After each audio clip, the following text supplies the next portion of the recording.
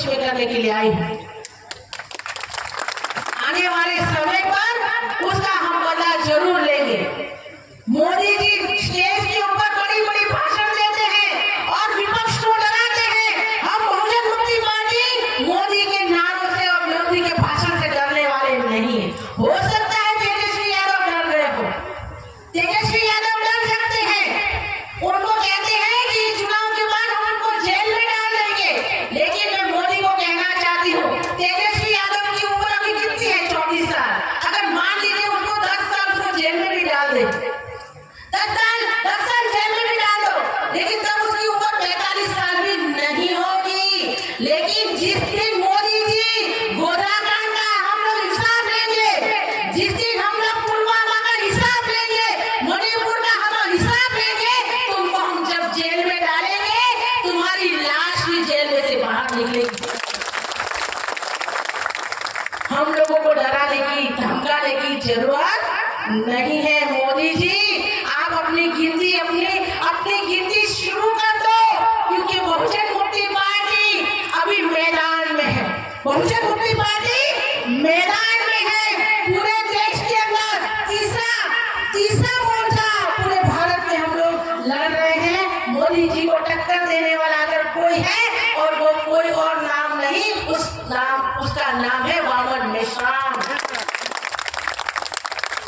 और वामन मेश्राम साहब का भी ढाल का कोई काम कर रहा है, उस ढाल का नाम है निशा मेश्राम। अगर वामन मेश्राम साहब का कोई खरोच मिलाए, उससे पहले निशा मेश्राम से टकराना होगा। भाइयों तथा बहनों, मैं आप लोगों को कहना चाहती हूँ, डरने की बात नहीं है। आप लोग कहते हो हम लोग हार जाने वाले, हम लोग हार क्यों? हम लोग जीतने वाले लोग हैं, क्योंकि ये बिहार की धरती है। इस बिहार की धरती से बुद्धा ने क्रांति किया था और बुद्धा की क्रांति से भिक्षुणी संघ पैदा हुआ था और भिक्षुणी संघ के कारण ही इस देश के अंदर सम्राट चंद्रगुप्त मौर्य का शासन आया था। और ये शासन लेकिन निजी एजेंसियों के द्वारा शिक्षा विभाग को नियंत्रित एवं संचालित करना ये संविधान द्रोह है। ये दूसरा मुद्दा, बिहार में जो प्रदेशव्यापी आंदोलन इस संदर्भ में के पाठक के विरोध में किया जा रहा है, उसके ये मुद्दे मैं आपको बता रहा। तीसरा मुद्दा है अपर मुख्य सचिव के पाठक एवं निजी एजेंसियों के द्वारा निर्माण एवं साधन संसाधन के नाम पर सरकारी धन का आपस में दुरुपयोग करना तीसरा मुद्दा है। चौथा मुद्दा है जिला स्तर पर प्रतिनियुक्ति किए गए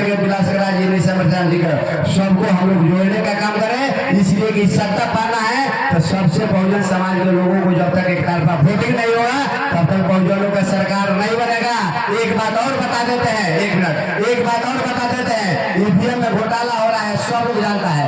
ईवीएम में घोटाला होता तो नहीं क्या होता ना, तो कैसे राहुल सरकार बनी, कैसे बनी? एक ही विकल्प ना, ईवीएम का विरोध कीजिए, रोड जाम कीजिए और चुनाव मत लड़िए, जाकर रोड पर जाम कीजिए, कानून लागू कर दीजिए, वोटिंग कीजिए। जब तक 85% जनता, 90% की जनता जब तक एक तरफा वोटिंग नहीं करेगा तो ईवीएम फेल होगा जी। ईवीएम फेल करने के लिए एक तरफा वोटिंग कीजिए, डफली बजाना बंद कीजिए और जाके सब लोग सड़कों पर उतर के कल ही रोड जाम कीजिए। करो और मरो का नारा जब तक नहीं होगा तब तक मूल निवासी बहुजनों का राज नहीं होगा। अगर करना है तो हम लोग करो या मरो का नारा लगाएंगे। अधिकार मांगने से नहीं मिलता है, अधिकार को छीनना पड़ेगा। 1 मिनट बढ़ाइए। महाबोधि महाविहार 1949 से